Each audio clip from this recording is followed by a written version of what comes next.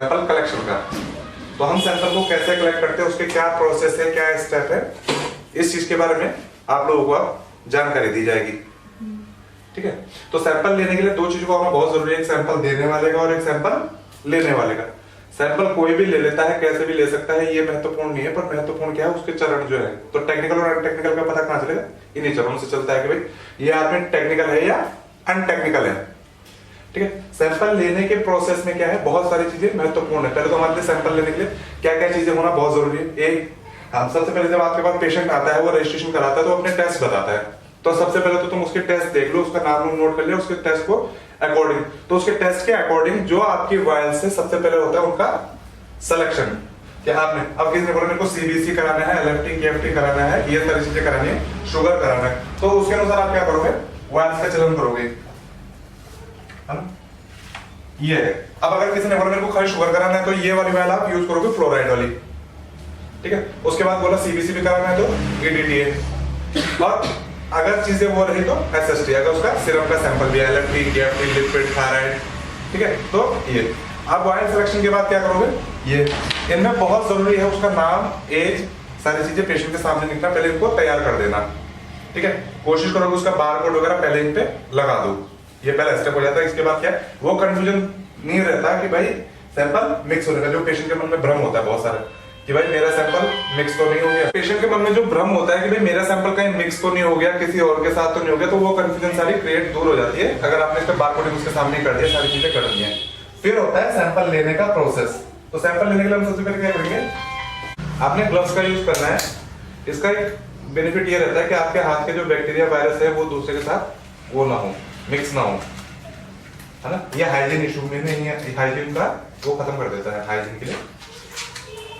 ये ग्लव्स का ये ध्यान रखना है कि ग्लव्स पहनने ही नहीं है, ग्लव्स प्रॉपर आपके हाथों में फिट होने चाहिए। अगर ये लूज रहे तो आपको सैंपल लेने में दिक्कत हो सकती है। ग्लव्स पहनने के बाद आपने क्या करना है कि ग्लव्स को भी सैनिटाइज करना है, ये प्रॉपर, और सैनिटाइज पूरा उसी तरह से जैसे प्रोसेस है, ये बीच में, आगे, पीछे, ये पूरा सैनिटाइज करना है। जब आपके ग्लव्स वगैरह पूरे सैनिटाइज हो गए, उसके बाद कोशिश करनी, जब आप पेशेंट के पास जा रहे हो तो आप मास्क का भी यूज कर सकते हो। मास्क ना हो तो अगर आप कपड़े का भी यूज कर सकते हो इस तरह से। ठीक है, ये वो है ताकि आपका नोज जो है वो उस पर ना रहे। ठीक है, तो आपने इन सारी चीजों का जब यूज कर लिया, मास्क या कपड़ा रोल कर लिया, उसके बाद जो क्लाइंट है, पेशेंट है, सबसे पहले उसको हो आराम, कंफर्ट फील होना। पहले उसको देखना है कि भाई उसकी स्थिति क्या है, कहीं वो घबरा तो नहीं रहा है, टेंशन में तो नहीं। इसमें क्योंकि बहुत से बार ये देखा गया है कि पेशेंट घबराता है, चीजें होती है तो उसको माइनर अटैक के चांसेस बढ़ सकते हैं। ये बहुत इंपॉर्टेंट चीज है। ठीक, बहुत से बार वो सीजन से डर सकता है ये। तो सबसे पहले आपने पेशेंट को क्या है, कंफर्ट फील करना है, उसको पूछना है कि भैया आपको कोई घबराहट वगैरह तो नहीं है, है ना? अगर उसको घबराहट है तो सबसे पहले क्या है, उसकी आंखें बंद करा लीजिए, है ना? उसको बोलिए आप दूसरी तरफ दीजिए, उसका ध्यान डिस्ट्रैक्ट रहे, बटे उसका ध्यान। उसके बाद आपने क्या करना है, इसको बोलते हैं टॉर्निकेट। ठीक है, इसका यूज करना है, ये है हाथ में बांधने के लिए ताकि ब्लड का सर्कुलेशन रोका जा सके। ठीक है, तो फिर उसको भी क्या करना है, कोशिश करो कि जब ये प्रोसेस है, जब कर रहे हो, एक बार टर्निकेट को भी आजकल के दौर में सैनिटाइज करने की कोशिश करो। इससे पेशेंट का वो मन विभ्रम हो गया, खत्म हो गया कि भाई इसके अंदर भी कोरोना वायरस वगैरह ये सारी चीजों में जो करना है वो खत्म हो गया, सैनिटाइज हो गया।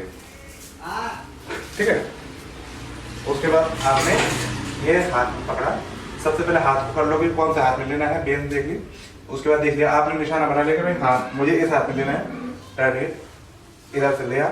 उसके बाद इसको इसके अंदर डाल के आराम से ये टाइट, जितना कि पेशेंट को दर्द भी ना हो और इतना उससे पूछना कंफर्ट, ये इसको लपेट के आराम से। फिर उसके बाद पेशेंट का हाथ बंद कराना है, ये इस तरह से। ठीक है, उसके बाद बेन को फील करा प्रॉपर। ठीक है, उसके बाद आप क्या करोगे कि वैक्यूम की सिरिंज, ये पेशेंट को जरूर शो करो कि ये सील बंद होनी चाहिए। खुद भी एक बार प्रॉपर्ली देख लिया कि इसकी सील लगी हुई है, तो इसके बाद सारे ऑब्जेक्शन खत्म हो जाते हैं। ठीक है, तो आपने सील देखी, पेशेंट को दिखाया कि जी आप सील देख लो, ये हमारे प्रोटोकॉल का हिस्सा ही होना चाहिए। सील दिखाई, हाँ ठीक है। उसके बाद उसी के सामने सील ब्रेक करी, इसकी कैप की सील ब्रेक करी। उसके बाद आपने क्या करा, वैक्यूम होल्डर लिया, ठीक है, ये प्रॉपर्ली इसको भी देख लेना कि हमारा वैक्यूम होल्डर प्रॉपर हो। उसके बाद इसमें वो लगाया, कैपिंग करने के बाद क्या है ये, उसके बाद जब इसमें अच्छी तरह से आपने घुमा दिया, फिरा दिया, फिर क्या करा, कैप हटाया, ठीक है। उसके बाद आप क्या करोगे कि स्वेप आपने अच्छी तरह से इसको लिया, स्वेप और प्रॉपर ये, और जो ये वाला हिस्सा है इसको प्रॉपर क्या करा, इससे क्लीन किया, ठीक है, हैंड को क्लीन किया, ठीक है, ये प्रोटोकॉल।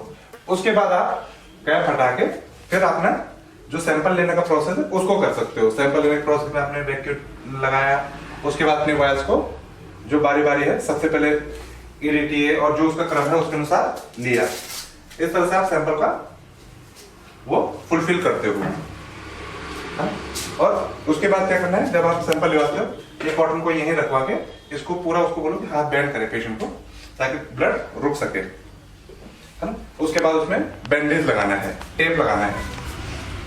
तो हाइजीन जो है हमारे वो बेस है, उसको रखना है आपने सैंपल लेने में। हाइजीन इन चीजों का ध्यान रखना है कि पेशेंट को तकलीफ ना हो।